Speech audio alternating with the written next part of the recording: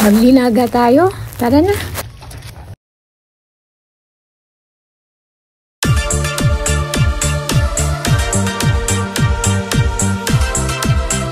Yan lang. Sapat na yan.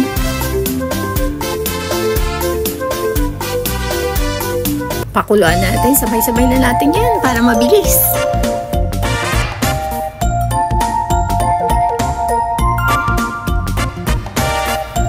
Tanggalin natin yung mga lumulutang parang taba.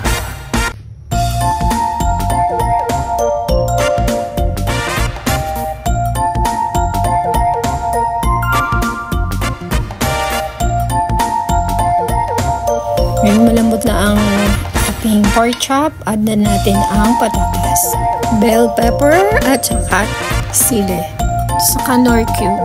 Lutuin pa natin ng mga another 10 minutes o hanggang sa lumambot ang patatas. Ayan na, dagdag na din natin ang ating cabbage.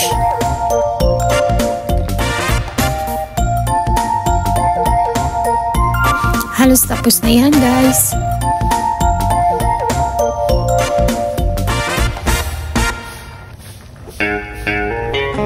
Luto na.